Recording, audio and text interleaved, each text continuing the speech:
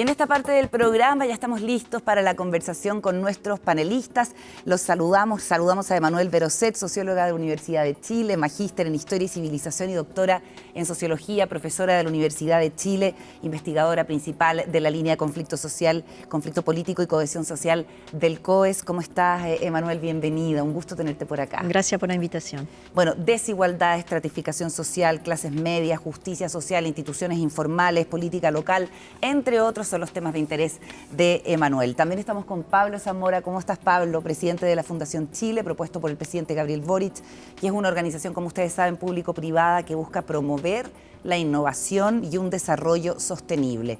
De profesión, bioquímico, doctor en biotecnología, cofundador de Notco, la empresa que produce comida alternativa de origen vegetal, considerado un referente internacional en temas de innovación, ciencia aplicada y emprendimiento basado en ciencias. Bienvenido. Gracias, Carola, por la invitación.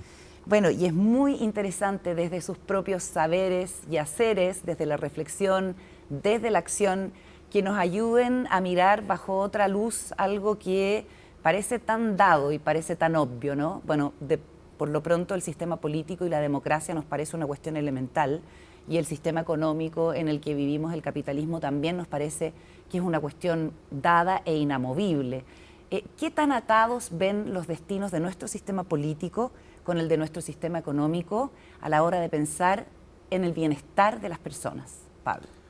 Hubiera sido más fácil partir por la otra panelista, porque sabe más probablemente de esta respuesta. No, pero creo yo que está estrictamente relacionado. Yo creo que la democracia es una consecuencia de las acciones que nosotros vamos tomando como sociedad. Y hoy día la dirección de la sociedad está basada en un cúmulo de personas del área de la representación popular, ¿verdad?, a través de nuestras elecciones, y al mismo tiempo de quienes tienen el poder económico, que en Chile están inherentemente relacionadas. Entonces, creo yo que el poder político ha estado estrictamente ligado al poder económico y mandatan ciertas acciones que ocurren en la sociedad que repercuten necesariamente en el día a día de las personas y en la percepción de democracia. Entonces, quizás en una sociedad distinta a la nuestra, la relación sería menos estrecha. Pero en una sociedad como la nuestra, con la concentración económica que tenemos, con la representación de esos mismos grupos de poder en el poder político, la respuesta de los intereses económicos sobre el quehacer político, que hemos visto con ejemplos bastante poco notables en los últimos años, hacen que la relación sea bastante lineal. Si tú me preguntas en un R cuadrado, una regresión lineal, yo creo que 0,95 de ese R cuadrado correspondería a una relación entre la economía y la política y la percepción de democracia, bajo mi antecedente. Y por otro lado, la actividad económica requiere de libertad para poder existir. Es una expresión quizás una de las más notables del espíritu humano, ¿cierto?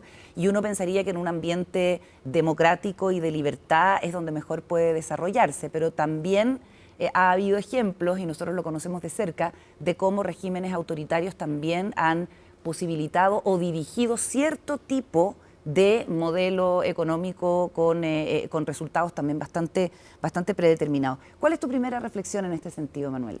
Mi primera reflexión sería mirar un poco la historia, porque Chile ha tenido varios tipos de modelo económico y cierta continuidad con avances y retrocesos en lo político. Y Chile es un país muy dependiente a nivel global, por lo tanto el margen de maniobra que tenemos aquí también es más limitado que otros países que pueden ser más grandes, con más población, con más recursos, o que están en el norte del planeta. Entonces es interesante mirar la historia, porque Chile, para limitarnos al siglo XX, ha ensayado varios modelos económicos. El que ensayó toda América Latina, la sustitución de las importaciones entre el 20 y el 60, que tuvo limitaciones. Después, claro, vino la dictadura, pero es imposible justificar terminar con la democracia con buenos resultados económicos. Hoy en día ya no sería como algo aceptable. Pero efectivamente se instaló un nuevo sistema que tuvo algunas virtudes en términos de crecimiento económico, en términos de aumento del bienestar económico de la población, pero que siempre tuvo un defecto de que era bastante frágil en un país dependiente. Y tuvimos 30 años de crecimiento económico, lo que también facilitó algunas cosas en el ámbito político, pero rápidamente, como es la triste historia de América Latina, volvemos a un momento de crisis, a la vez del modelo de desarrollo, a la vez importada también por la situación global, y estamos de nuevo en una encrucijada donde ni el modelo político ni el modelo económico están dando los resultados que la población espera. Y por eso hay quienes hoy día intentan darle nuevas miradas al sistema económico que tenemos, y hay ejemplos en distintas partes del mundo que tratan de incorporarle un componente de sentido, ¿cierto?, a la actividad económica, para que no solamente sea la acumulación de bienestar por la vía del capital para beneficio individual, sino que también tenga un efecto colectivo. Y uno de los exponentes de esa nueva mirada se llama Raj Sisodia, es el fundador del proyecto Capitalismo Consciente, y en Futuro 360 de CNN conversamos con él. Quiero invitarles a ver algunas de sus reflexiones para seguir en la conversación acá en el panel. La idea de un capitalismo consciente nos lleva a pensar en la idea de que el capitalismo por sí mismo es inconsciente. ¿Qué piensas de esto? Bueno, es consciente, pero en un nivel más bajo. La conciencia realmente es un poco más estrecha y enfocada en uno mismo como la compañía y su dueño. Y es instrumental, ve a la gente como un medio para obtener su fin. Así que ahí hay un menor nivel de conciencia, que es solo sobre la ganancia. La gente no importa, así que la ganancia es lo que importa. La gente solo importa si pueden ayudarte a generar más ganancia. Así que con esa conciencia tú obtienes los resultados que estamos obteniendo. Cuando tú tienes una conciencia estrecha, solo ves lo que está pasando dentro del negocio y las inmediaciones más cercanas. Tú no ves cuáles son las consecuencias en la sociedad, las consecuencias en el planeta. Estamos conscientemente buscando honrar y elevar la idea de capitalismo, pero cuando está hecho con una conciencia más amplia y poniendo toda la humanidad en la mezcla, no solo el lado económico. Veamos, nosotros actuamos como si el dinero fuera la única opción, pero hay muchas otras cosas que importan en el mundo y también el capitalismo impacta en todas ellas. Cuando actuamos como si el dinero fuera la única cosa en la que debemos enfocarnos y por lo mismo terminamos con todas las cosas negativas, así que de nuevo es nuestro intento de, en una forma, salvar la reputación y elevar la reputación de los negocios al reclamar la palabra capitalismo y ahora definirla, creo yo, de una forma más llena y más precisa. Creo firmemente que el capitalismo será parte de la solución, reitero, si lo hacemos con conciencia, con alta conciencia. Si seguimos haciéndolo sin esa conciencia, seguiremos creando más y más problemas. Bueno, Raj Sisodia dice que el capitalismo además proviene de una visión crítica, digamos, que es la visión de Marx. Y sin embargo es un gran fanático del capitalismo porque cree que es el mecanismo que de mejor manera alinea los incentivos humanos, que es una gran innovación de la humanidad, pero que desgraciadamente hay que ponerle este apellido consciente para que esté no solamente orientado a lo que hablábamos, al beneficio individual, sino al colectivo. ¿Cómo lo ves tú, Pablo, además desde el mundo de los negocios y la innovación? Sí, mira, yo creo que en ese sentido tiene razón en aseverar de que el capitalismo se ha pensado no con vocación de mayoría. Yo creo que tiene la capacidad, el modelo, de absorber transformaciones con cierta agilidad y tiene la particularidad que permite que outliers, que gente que está fuera del sistema, que trae nuevas soluciones al sistema, pueda rápidamente escalar y ser adaptada. Sin embargo, el capitalismo no se ha hecho cargo de las brechas que ha generado y ha traído beneficio al individuo que está detrás de esas grandes innovaciones. Entonces, cuando tú tienes una acumulación de capital que va en desmedro de las relaciones sociales, que va en desmedro de la mirada de un equilibrio socioambiental correcto, y tú rezagas a una población en pos de la acumulación del capital, yo creo que ese tipo de capitalismo hay que atacarlo con mucha fuerza. Y de hecho, antes, cuando tú estabas hablando respecto a que otros países han hecho estas reflexiones antes y han dado cierta conducción, yo creo que Chile tiene una oportunidad importante de definir una política industrial para el país. O sea, nosotros necesitamos de un Estado que sea capaz de tener lineamientos estratégicos para que los privados, tanto como el mundo público, se vuelquen a una vocación que hoy día no la tenemos tan clara, ¿verdad? Tenemos algunos atisbos respecto a lo que está ocurriendo en el país, como por ejemplo la generación de nuevas industrias, como el hidrógeno verde, lo que vamos a hacer en sofisticación de la matriz productiva con los litios y el derivado de la cadena de valor del litio. Sin embargo, creo que nos falta en ese sentido una mirada que nos ponga una hoja de ruta en la cual nosotros podamos destinar estos esfuerzos intelectuales, económicos y sociales a navegar en un mismo camino. Yo creo que ahí esta mirada consciente del capitalismo nos abre una ventana, pero requiere que quienes son dueños del capital tengan esa misma conciencia, porque tú no sacas nada en este sistema que es inherentemente segregador, que quienes no tienen la voz del poder económico se levanten y traten de imponer esta posición, porque no son ellos los encargados de llevar la conducción política y económica en Chile, son quienes tienen la acumulación del capital. Y si ellos no cambian, si los CEOs de esas empresas no cambian, si los directores de esas compañías no cambian, nada cambia en este país. ¿Y tú ves algún cambio? yo he sido bastante crítico con esa correlación de poder, pero he visto cambios, yo creo, más bien generacionales que culturales. Ya. O sea, yo creo que hay una élite económica en Chile que tiene una sensibilidad distinta y que hace resonancia con estas problemáticas sociales existentes y que logra entender que existe un descontento. Yo conozco gente de las élites económicas que no tienen, de hecho, gente que trabajó conmigo, que no entendía por qué la gente se levantó en las calles en el 2019. O sea, no le podía caer en la cabeza que existía gente que pensaba que Chile no era como el Holy Grail, como el santo grial de la economía mundial, y que les costó entender, cual el audio de la primera dama de su momento, entender que esta era como una cuestión venida de otra parte, orquestada, porque era imposible que los propios chilenos sintieran una brecha tan patente respecto a cómo se estaba comportando el país en términos de distribución de la riqueza, en términos de la hospitalidad que tenían ciertos sectores. Entonces, creo ahí que hay una sensibilidad etaria. Hay gente que está asumiendo ciertos roles de poder en Chile, que tiene una sensibilidad particular por estos temas y que es más consciente de aperturar su visión económica a una visión de equilibrio sistémico, ¿cachai? Que es lo que nosotros queremos, bueno, al menos mi línea de pensamiento trata de apuntar, que es un equilibrio entre la comunidad, la naturaleza y la economía.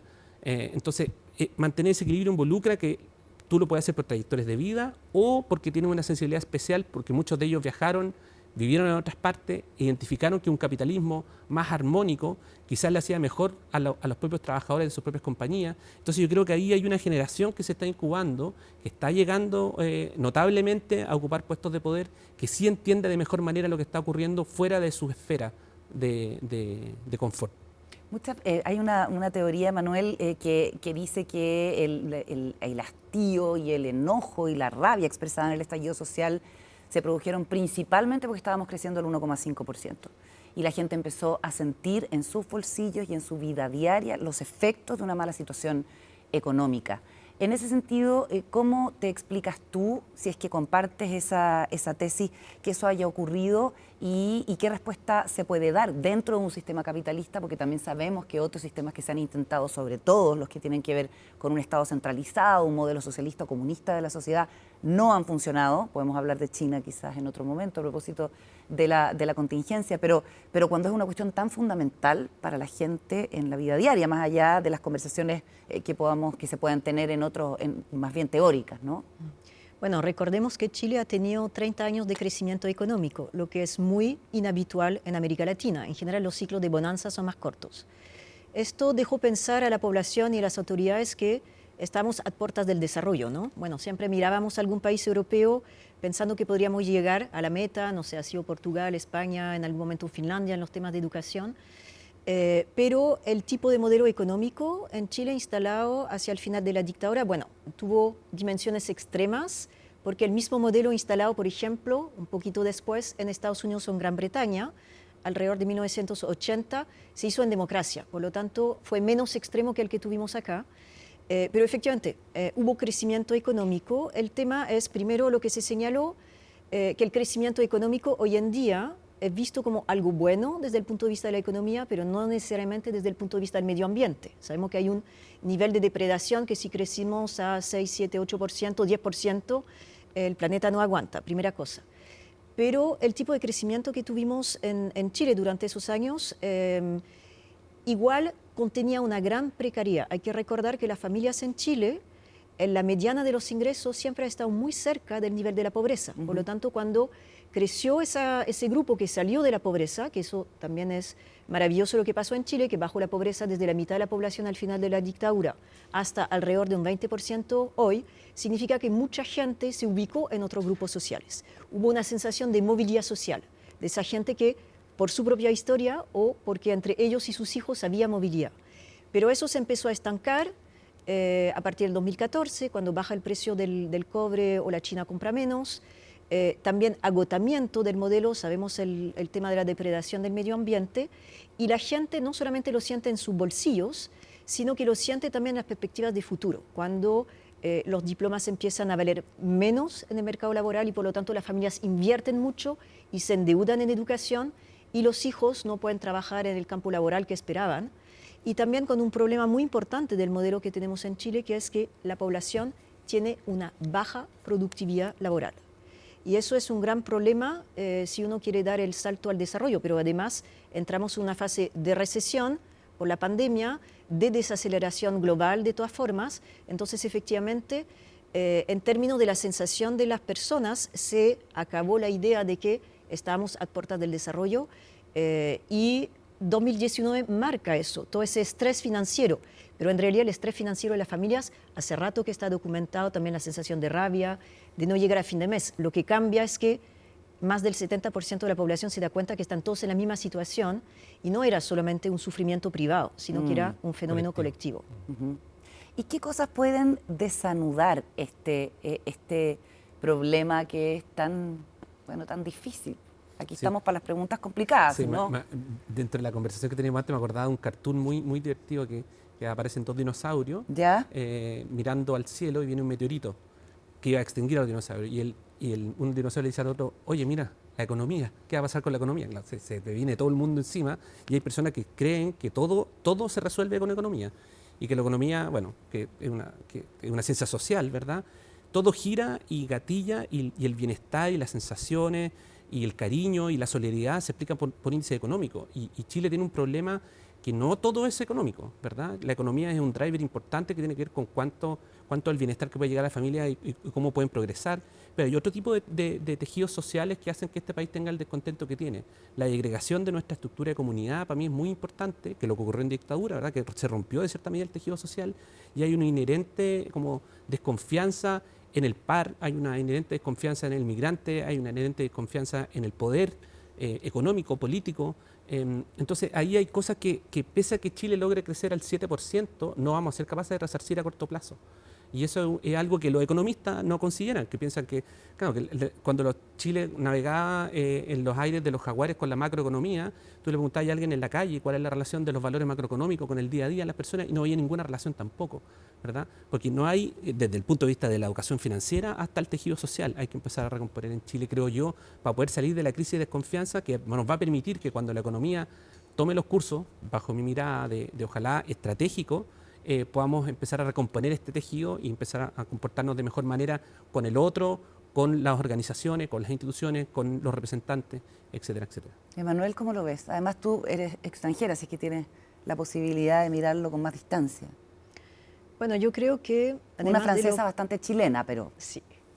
Además de lo que se acaba de señalar, yo creo que hay una mirada como muy nacional y Chile no es ajeno a todas las fluctuaciones globales. Ya somos un país chico, en el extremo del vecindario, muy abierto a la economía, por lo tanto a la economía global con muchas oportunidades, pero efectivamente a la vez poco capaces de sostener crisis, ¿no? Hace tiempo que esperábamos una crisis, varios pensamos que iba a ser por la baja del precio del cobre, lo que ha ocurrido, no pensamos que iba a ser por el COVID, pero muchas familias experimentaban ya una sensación de agobio y todos sabíamos que si uno pierde el trabajo, si uno se enferma o si uno se jubila, perdía el poco bienestar acumulado durante la vía laboral. Eso era como muy conocido.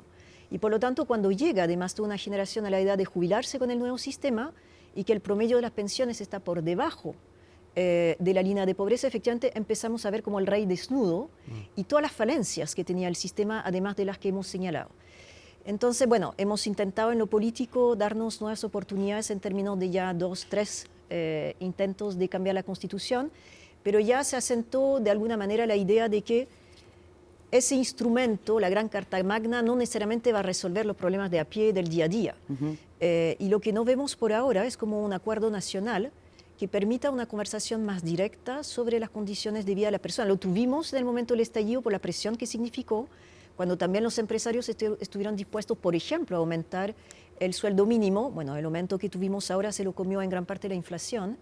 Pero falta, claro, la idea, los ambientes están demasiado crispados en este momento como para pensar en esto ahora. Pero efectivamente, pensar el bienestar de la totalidad de la población respecto de qué se puede hacer como país, que podríamos haberlo pensado para el Bicentenario en el 2010, ¿no? Pero no lo pensamos ahí. Y ahora estamos en fase de crisis. Siempre es mejor pensarlo cuando estamos bien. Entonces, es muy complejo en este momento, además de las presiones internacionales. O, por ejemplo, vimos mucho en torno a la visita del presidente Boric a China, la cantidad de inversión que podría significar, pero no hemos hablado de la cantidad de deuda que puede generar para un país chico como Chile, como ha pasado en otros países asiáticos chicos que se encuentran en la ruta de la seda y de la cintura. Entonces, falta, claro, una visión como más global a mediano y largo plazo, que intentamos tenerlo con las Naciones Unidas, con organismos que piensan más allá del ciclo político, pero tenemos ciclos políticos extremadamente cortos en Chile, son 4 años. 4 años para un horizonte de inversión y de transformación es siempre demasiado corto. Es muy corto y no se ha modificado, por lo menos en ninguna de las dos propuestas constitucionales. Antes de irnos a la pausa, algo sobre China, Pablo, a propósito de la visita del gobierno, la declaración de la vocera de gobierno Camila Vallejo defendiendo esta forma de llevarle bienestar a las personas que tiene la economía china a su juicio y que ha generado un montón de conversación y polémica. Sí, bueno, me parece que es legítimo que alguien que comulga con la ideología partidaria de China defienda los intereses y la particularidad de gobernanza de China. Claramente yo tengo muchos conocidos, he trabajado con personas que han estado en China y efectivamente un sistema muy distinto al nuestro, que tiene muchos beneficios, pero que es extremadamente competitivo y también genera mucho rezago. Y hay que ser, creo yo, inteligente también en aceptar, no todas las inversiones, bueno, como se dice en el mundo financiero, hay plata que es muy cara, ¿verdad? Y generar dependencias monopólicas con ciertos estados justamente trae como consecuencia, entre otras cosas, la acumulación de deuda importante, y además hay que ser inteligentes, creo yo, en ver qué tipo de inversiones se requieren de un país como China y en qué sectores estratégicos se van a hacer control de esas inversiones. Porque si solamente nos vamos a restringir a un área de la economía, pero si estamos básicamente permitiendo que un mismo Estado controle gran parte de la vida de las personas a través de las redes energéticas, a través de los insumos alimenticios, es peligroso, porque obviamente las relaciones de dependencia, como somos un país que tiene una relación internacional muy estrecha, cualquier vaivén en los países que de algún modo controlan nuestra economía nos puede pegar absolutamente fuerte y nosotros no tenemos capacidad de reacción. Entonces hay que ser, yo creo, cuidadoso en buscar inversionistas que se alineen con los planes estratégicos que tiene un gobierno como el nuestro y un Estado a largo plazo, y al mismo tiempo ser inteligente en resguardar intereses que sean nacionales.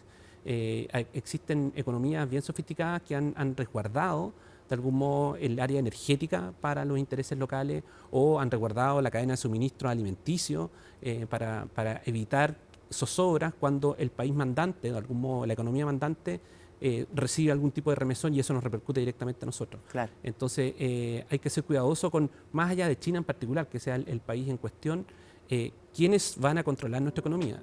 Una cosa es ser prestadores de servicios y otra cosa es cederle el control de los commodities, por ejemplo, a un tercero.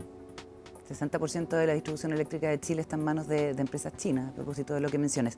Vamos a ir a la pausa, a la vuelta vamos a seguir conversando. Tenemos más reflexiones de pensadores a nivel internacional sobre, por ejemplo, algo que ustedes mencionaban, que tiene que ver con la economía, empresas sustentables, crisis climática y el desarrollo a futuro. Pausa y ya seguimos con Democracia.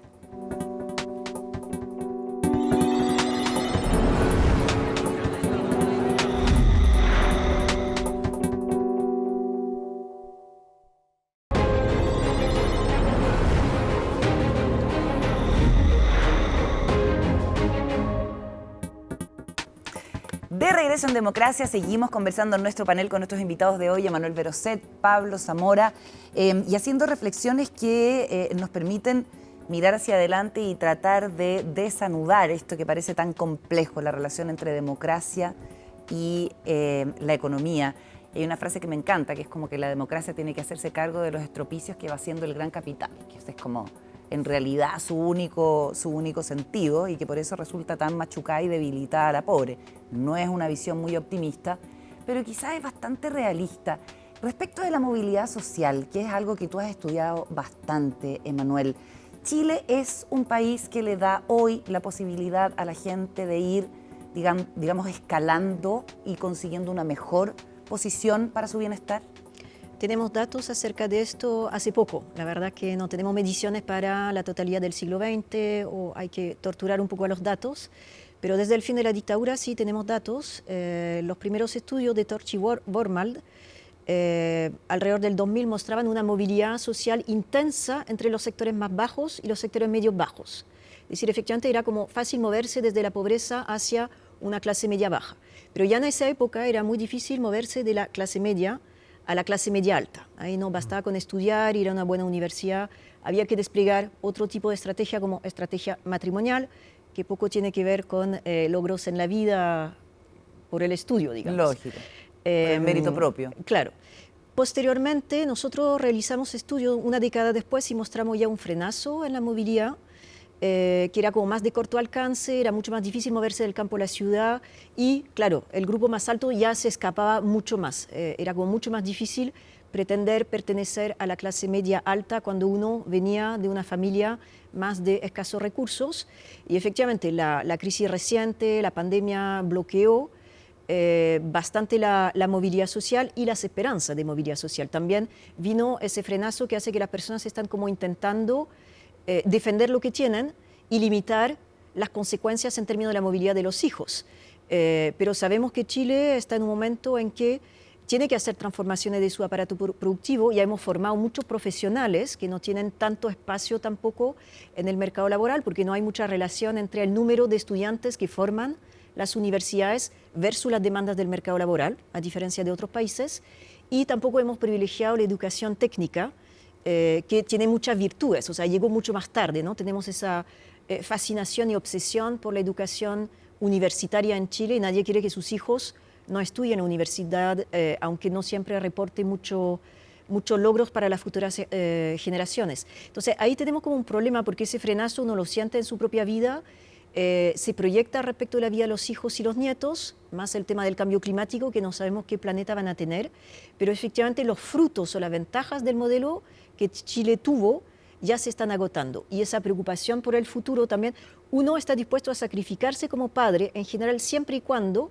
sabe que a los hijos le va a ir bien, ¿no? Esa idea de como del sacrificio parental, todo el relato de la vida social en Chile y del logro es como un relato sacrificial. Quizá hay una dimensión católica en todo esto, pero cuando uno entrevista a la gente, siempre un relato así como muy difícil, siempre uno lo hizo solo, no hay movilidad estructural, las ventajas y los avances siempre son individuales y de la familia. Entonces, con esa sensación de tener como tanto esfuerzo metido en la movilidad y que se corte, efectivamente el sufrimiento es mucho mayor y no hay muchos soportes estatales para mantenerla. Pablo, un economista decía que hoy hablar de sentido en los negocios es mainstream, que es como bastante más popular tener un propósito hoy que hace 15 años, o sea, que es un tema que llegó para quedarse. Al menos la declaración de tenerlo. Entonces tú formaste una empresa que tiene mucho sentido, Notco, y estás de hecho trabajando también siempre, entiendo, con el tema de los hongos, es lo último que estaba... Sí, con Spora Biotech. ¿Spora? Biotech. Spora Biotech. ¿Qué puedes decir de esto que pareciera que le hace cada vez más sentido a la gente, a pesar de que tú opinas de que no es un cambio cultural, es más bien un cambio generacional? Sí, yo creo que ese cambio, yo digo generacional, es quien está hoy día en la elite, en la toma de decisiones de las compañías. Pero tiene la particularidad de este modelo, que veníamos hablando de las virtudes, de las pocas virtudes reconocibles que tiene el modelo, que cualquiera irrumpe. Y si gana espacio de mercado se convierte en protagonista. Por lo tanto, estas compañías, lo que le llamamos las startups, que son compañías con un foco particular en el desarrollo de un sector específico, con alta capacidad de crecimiento y con un elemento distintivo, le permite llegar a ser una voz igual al resto. O sea, por ejemplo, ahora Notco, los últimos datos que leí era que era como la cuarta o quinta compañía en el mundo con más puntos de venta en el planeta. Una locura, una compañía que la creamos en Chile hace no más de 5 años atrás. ¿Cachai? Entonces, si tú logras hacerlo correctamente, te conviertes en un jugador y tienes una vocería. Y de hecho, yo creo que parte de lo que estoy acá sentado, porque logramos nosotros tener una representatividad tal que nos permite tener la misma voz y la misma potestad que un empresario consolidado de 150 años de una empresa familiar. Y entonces, estos nuevos liderazgos inherentes de estas compañías que vienen ya con el chip de la conciencia, porque nacen todas ellas, o en su gran mayoría, yo creo que todas ellas, salvo quienes son los propios spin-offs de las propias élites, ¿verdad? Claro. A como una contramanifestación, una contrarrespuesta al establishment empresarial. Y nacen porque nosotros generamos la compañía porque veíamos un defecto en la industria del alimento. Y decimos, no puede ser que quienes son responsables del problema sean responsables de la solución. Entonces nosotros tuvimos que generar una compañía que bajo mi mirada tenía una visión política particular, ¿verdad? Que era como tratar de dar vuelta a una industria que le estaba haciendo un daño enorme al medio ambiente, que es la industria de la proteína animal. Y cómo nosotros irrumpíamos en el mercado y crecíamos a tal nivel que nos volvíamos una amenaza a esta industria, que efectivamente hoy día la compañía por el volumen que tiene lo es.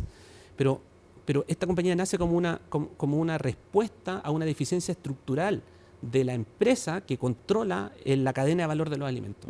Y asimismo tú tienes empresas como Nubank que nacen por deficiencias que la propia banca estaba dejando, dejan huecos, oportunidades, pero al mismo tiempo hay defectos explícitos, estructurales.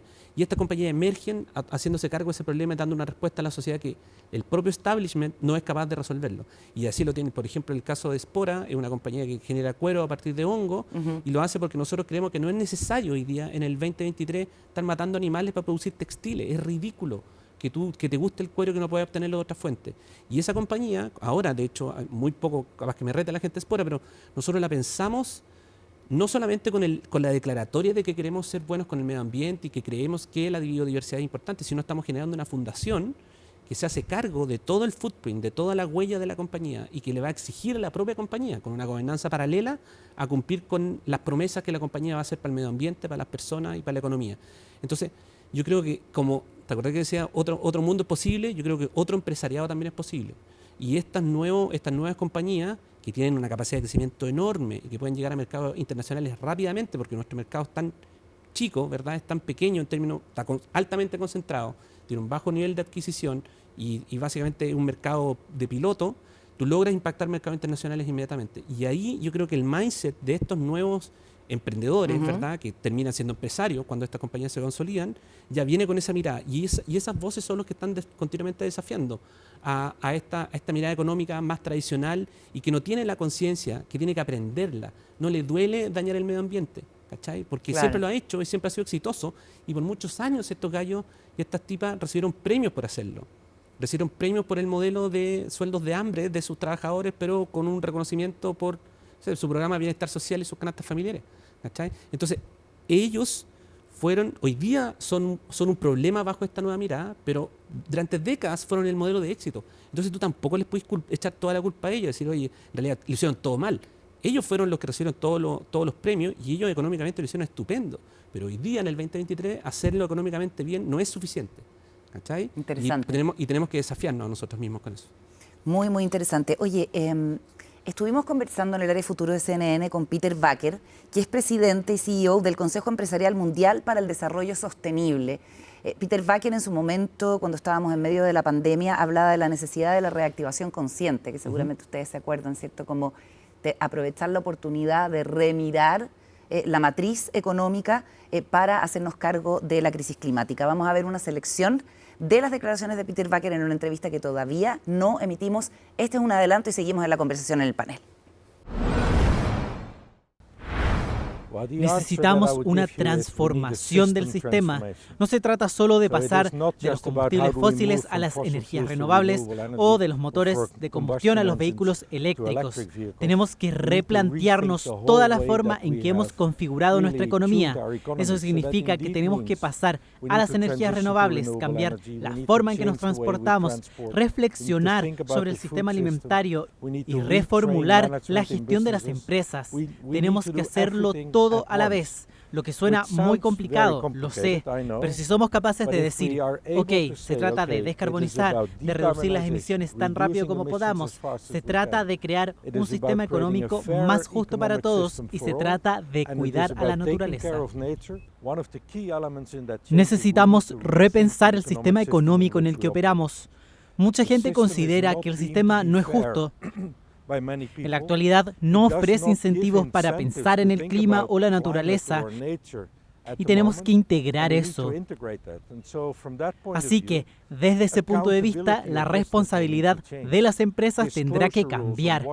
Deben cambiar las normas de divulgación de información sobre el impacto de las empresas. Y a nivel mundial, estos cambios se están desarrollando y aplicando muy rápidamente y llegarán a Chile también.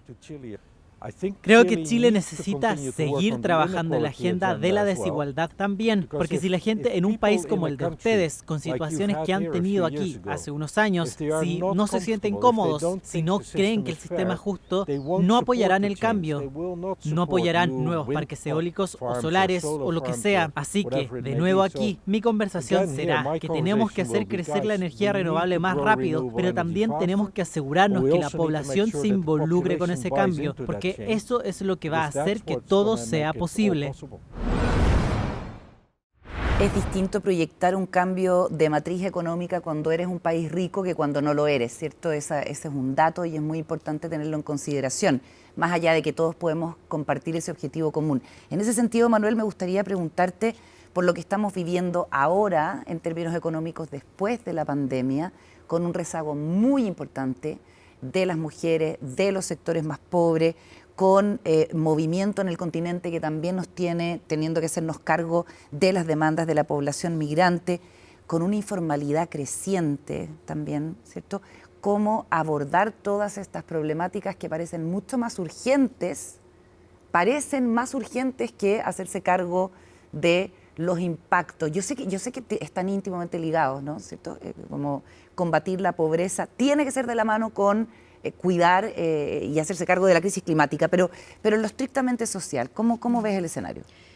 Bueno, estamos en una fase de dilema total para Chile. Hay que recordar que en la historia del país, según los regímenes políticos y económicos, o se avanzó hacia la superación de la pobreza o hacia la superación de la desigualdad. Ningún régimen político ha logrado hacer las dos cosas a la vez y una ecuación muy difícil. Y además lo interesante, lo conversamos, es que en el último tiempo el tema de las desigualdades se ha politizado, ¿no? Al inicio de la transición todo era la superación de la pobreza y eso era el gran relato. Y en eso Chile fue exitoso de superar una parte importante de la pobreza. Pero cuando nos damos cuenta que esto no es suficiente para reducir las desigualdades, efectivamente aparece ese tema de la politización, de que no es aceptable. Hay que recordar también que además del movimiento de los pingüinos en el 2006 y el de los estudiantes en el 2011, tuvimos en el momento de la reforma laboral del 2014 también importantes movimientos de los cuales hablamos menos, porque eran más bien como huelgas, también muchas huelgas, según el Observatorio de Huelgas de COES, ilegales, porque el marco legal de negociación en Chile también tiene su estrechez. También tuvimos la protesta feminista del 2018 y así sucesivamente, donde se van sumando demandas. Entonces, efectivamente, tenemos múltiples demandas no solucionadas hasta el momento. Estamos en un momento más bien como de regresión, ¿no?, respecto de los derechos sociales en general. Entonces, el cómo combinar eso, primero el dilema, ¿no?, ¿Qué vamos a dar como prioridad? Un país chico como Chile en general tiene que optar, no puede hacer todo junto. Y cambiar la matriz productiva en paralelo, que igual lo demanda el mercado internacional. Estamos en una fase de innovación a nivel global con la inteligencia artificial y otros procesos de robotización que tienen un alto impacto sobre la población y la mano de obra. Y en paralelo tenemos un sistema educacional bastante rezagado, no es solamente el caso de Chile, hemos visto cómo ha avanzado la merma de la educación pública, la dificultad que tienen los estudiantes y los niños chilenos en las pruebas internacionales y el tema que mencionaba de una mano de obra poco calificada. Entonces, claro, hay que ir por partes. Yo no soy economista y en general los sociólogos no nos pidan que diseñemos políticas públicas porque no tenemos la respuesta global. Pero efectivamente Chile ha acumulado una cantidad de atrasos en una serie de dimensiones. Pero como socióloga te puedo hacer una pregunta. Estas cosas no resueltas que se van sumando, hay algunos que temen que eventualmente pueda haber una nueva ruptura, pensando en algo parecido a un estallido. ¿Cómo lo ves tú? Sí, bueno, estamos en un mundo bastante imprescindible, ¿no? Hace un año atrás nadie pensaba ni que tendríamos, o sea, un poco más de un año atrás, ni lo de Ucrania, ni lo de ahora Medio Oriente. Hace unos años atrás una pandemia global era como difícil de pensarlo a la altura que tuvimos. Entonces un entorno muy imprevisible. Entonces, claro, diseñar políticas públicas o industriales, que eso es un tema efectivamente que hace falta en Chile y que muchos economistas y otros reclaman desde hace un tiempo, es como difícil cuando no hay mucha visibilidad sobre lo que viene. Eso yo lo entiendo perfectamente. Pero temas sobre los cuales tenemos como más control, como la formación de nuestra población, avanzar en una mayor productividad para la población, eso sí no debería ser un tema que dejemos como aparte. O, por ejemplo, un tema histórico. Chile tiene alrededor del 50% de su población femenina que trabaja remuneradamente. Ha bajado al 40% durante la pandemia, hemos recuperado mal y informalmente los empleos, nos faltan 450.000 empleos que no hemos recuperado. Y claro, eso tiene que ser una prioridad, pero no es creación de empleo a través de programas públicos exclusivamente, un diálogo con el mundo del empresariado, pero que haya tan pocas mujeres en el mercado laboral de forma remunerada, esto efectivamente como una pérdida de creatividad, de energía, lo mismo que cuando en términos de inclusión dejamos fuera a una parte de la población porque nació pobre o con escasos recursos y por lo tanto no accedió a círculos de formación a los cuales podría haber accedido en otro sistema educacional no tan segregado. Sobre esto tenemos Focalizar control. ahí. Sobre esto tenemos control y seguramente otros temas de prioridad enlazados con el cambio del modelo de desarrollo, no la educación por la educación. Si tuvieras que focalizar, Pablo, y elegir, porque estoy pensando en tu mundo, la cooperación público-privada, puede ser una buena alternativa, y a ver si nos explicas brevemente, y para terminar, porque se nos acaba el tiempo, ¿cómo te imaginas una política de industrialización que pueda ayudar a Chile? Primero, yo creo que debe ser público-privada. Yo creo que, y para poder estar a la altura de una política industrial hay que empoderar al Estado con capacidades tal que le permitan de algún modo definir esas áreas y poner capacidad a disposición para velar por lo público. Lo particular que tiene lo lindo de lo público-privado es que el privado inherentemente defiende los intereses privados y la fe pública lo defiende lo público. Los gobiernos debiesen tener vocación de mayoría y cuando tú haces alianzas público-privadas que de algún modo tienes como una boleta de garantía desde el bien público detrás de esa generación, es mucho más democrático todos los resultados de ese ejercicio. Entonces, aquí yo pienso en una política industrial, es decir, mira, Chile, nosotros vamos a hacer esta transición energética que estamos hablando, que se hacía mencionar anteriormente, y la vamos a hacer en ciertos territorios, y vamos a empoderar a ciertos territorios y vamos a encadenar, le guste o no le guste, esa es la particularidad de la política industrial, a la academia regional a que vuelque su vocación a resolver esta brecha tecnológica que nos va a permitir, por ejemplo, desarrollar la industria del hidrógeno verde. Por ejemplo, Magallanes. Claro. O en el caso de utilizando energía mareomotriz, vamos a desarrollar polos en el norte y vamos a alinear a la empresa, al off-taker, a quien va a tomar esa energía, hasta a los puertos que van a impulsar las exportaciones y a la academia y a los centros de pensamiento que van a permitir desarrollar las nuevas tecnologías y el Estado, a través de incentivos, hace, por ejemplo, la reconversión de los proveedores que hoy día están por la industria minera del cobre a la industria minera o a la industria del hidrógeno verde. Ya, pero entonces, ¿cómo a unas voluntades? Tú me puedes decir con liderazgo.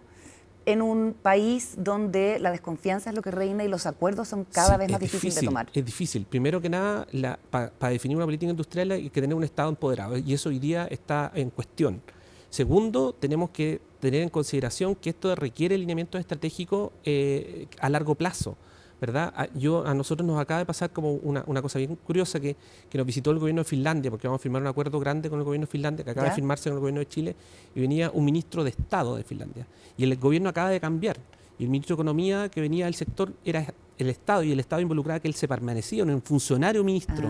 Entonces, él velaba por la política a largo plazo, la continuidad que había tomado la política pública y él la heredaba y le daba continuidad y le daba los matices correspondientes al gobierno. Nos falta una mirada a largo plazo en Chile. También estoy muy de acuerdo que los gobiernos de 4 años, donde hay 1 de implementación, 2 de ejecución y 1 de planeamiento de reelecciones, no funciona para un sistema como el nuestro. Y es mezquino, porque hay demasiadas tensiones para que en esos 4 años quien yo esté en desacuerdo fracase en ese proceso. Lógico. Y acá ninguno de los 2 proyectos constitucionales considero cambiarlo. Claro, y curiosamente, porque en el fondo, y yo también estoy muy consciente de que este descontento es beneficioso para algunas personas. O sea, hay mucho oportunismo en las crisis.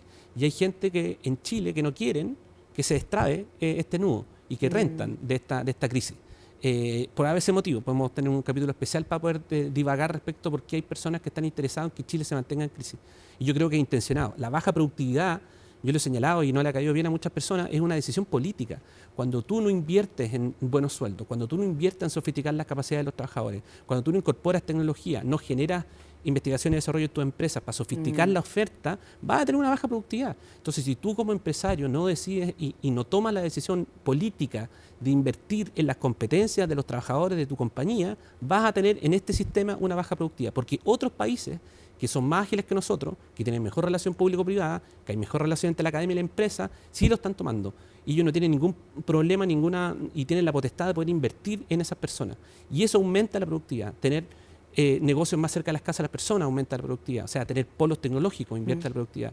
Tener mejores salarios, ¿cachai? Tener un mejor bienestar social. Todo eso aumenta la productividad. Mejores políticas para las mujeres. Mejores políticas para las mujeres, etcétera, etcétera. Entonces, no basta con decir, oye, mira, el gobierno no pone los incentivos suficientes a la reforma tributaria, por lo tanto, dejo de invertir en capacitación y mira mi compañía es baja productiva y no voy a hacer nada al respecto. Entonces, hay decisiones políticas detrás de todo esto, ¿verdad? Y que se hacen de manifiesto cuando tú tienes un buen líder y el líder ejerce esa potestad frente a las capacidades de su propia compañía.